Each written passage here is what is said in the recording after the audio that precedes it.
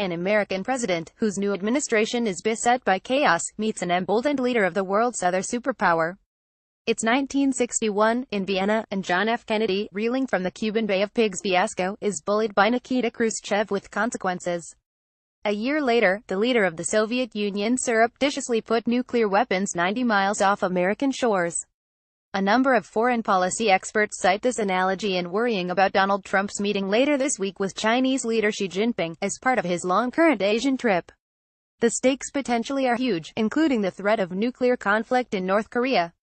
Today's two superpowers are coming from different directions. President Xi consolidating his hold, probably as the most powerful Chinese leader since Mao Zedong.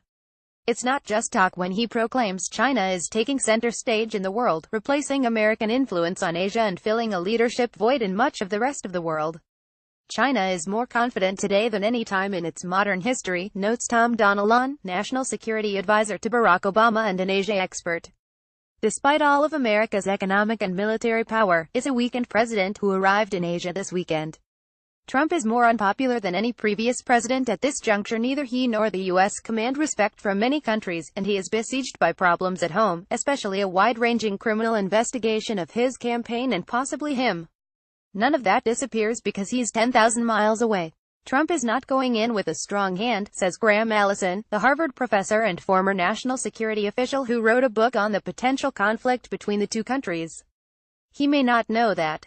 Moreover, a 12-day, five-nation Asian trip is punishing even for a president in good physical condition, which Trump is not, or who engages in careful preparation, which he does not. There will be too many opportunities for mishaps.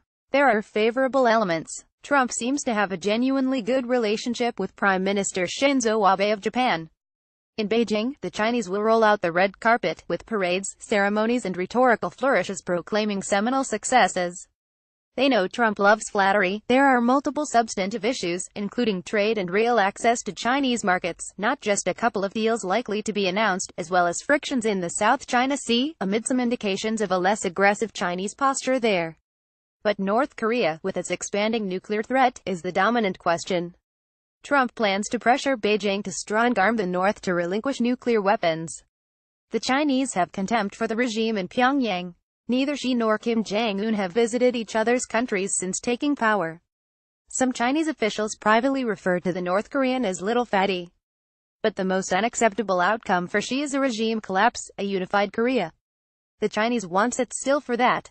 Earlier this year, in a session at Mar-a-Lago, Xi explained the complexities of the Korean peninsula to the U.S. president.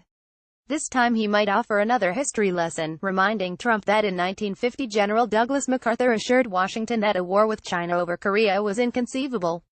Then thousands of Chinese troops poured across the border to attack the American-held forces.